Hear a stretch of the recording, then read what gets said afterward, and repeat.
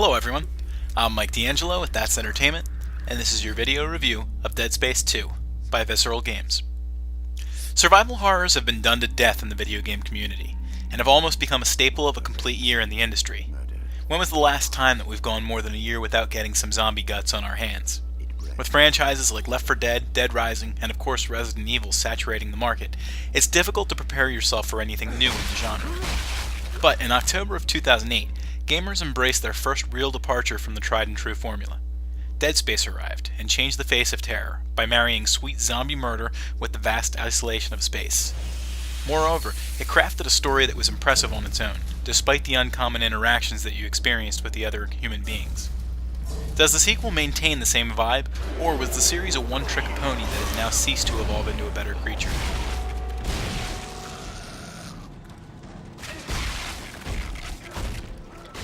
Isaac Clarke, the lone survivor of the incident on the USG Ishimura planet cracker, has gone insane. The marker has done just what its name implies and left a profound effect on the engineer's mind, causing him to be isolated and confined within an asylum on the Sprawl, on Saturn's moon, Titan. There, he is subjected to tests and horrible memories that have haunted him in the 3 years since he first encountered the necromorphs. The mental illness is killing Isaac, literally affecting his mind and body, and threatening to wipe out the last traces of his humanity. Through the course of this painful remembrance, the necromorphs attack the massive metropolis, and the events that occurred on the Ishimura begin to take shape once more. Hope relies on the efforts of the one man who survived those terrifying attacks before, as only Isaac Clarke has the experience to defeat the parasitic creatures. Time will tell if he is able to do so before madness takes him into the void of space.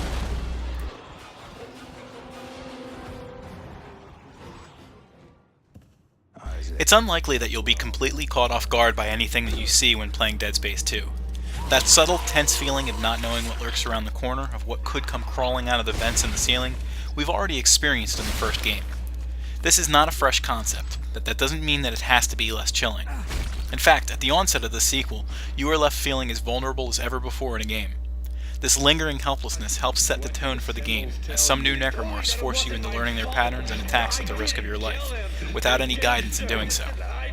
Beyond that, however, most things have stayed the same. The dismemberment of your enemy is still the main point of combat. The strategic and puzzle elements revolving around kinesis and stasis remain, and the store and workbench still dictate the advancements of your equipment. This isn't a misstep by the developer. While this feels like it's been done before, it still feels tight and nerve-wracking as you explore new areas of the Sprawl. Though Isaac has experienced this all before, it doesn't lessen the impact of the situation.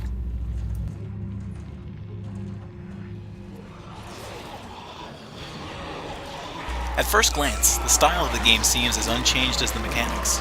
There are dark, eerie treks through silent halls, and chilling encounters with endangered civilians who are facing down the necromorphs. You quickly realize that the Sprawl is not the industrial shell of a ship, however. There are colors and tones that put you at ease, only to frighten you into sobriety a moment later, reminding you that what you see can often be deceiving. The substance also looks significantly better. Characters appear more lifelike, and there is a sense of realism that lends itself to the credibility of the danger that surrounds Isaac. If that isn't enough to help convey the emotions running rampant within the protagonist, the second game has provided him with a voice. Now, players are able to hear what's on Isaac's mind, even as it becomes corrupted by the influence of the marker. The music and sound have remained foreboding and tense in the moments leading up to an encounter with the infestation, when it abruptly shifts into heavier, quicker beats that set the mood, and warn you just how at risk you truly are.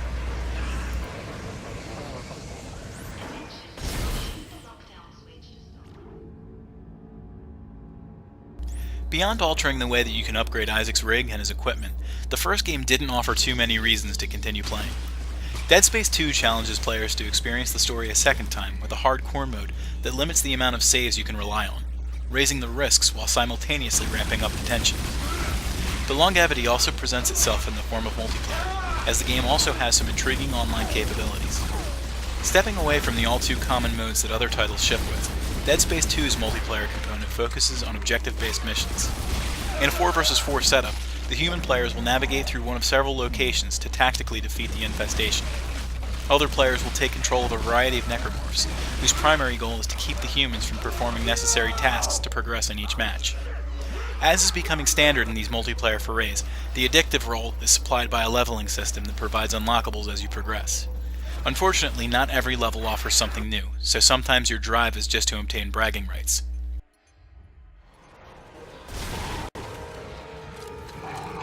While the surface level of Dead Space has not changed very much in the sequel to the popular game, the tone remains the same, and as a result, everything feels tighter and evenly crafted. With a more personable main character, the story takes greater strides than the original. With a well-designed multiplayer component, the game maintains lasting value. Clearly, Visceral Games knows what they're doing, and it will be interesting to see where the franchise goes from here. That's Entertainment awards Dead Space 2 a score of 9 out of 10.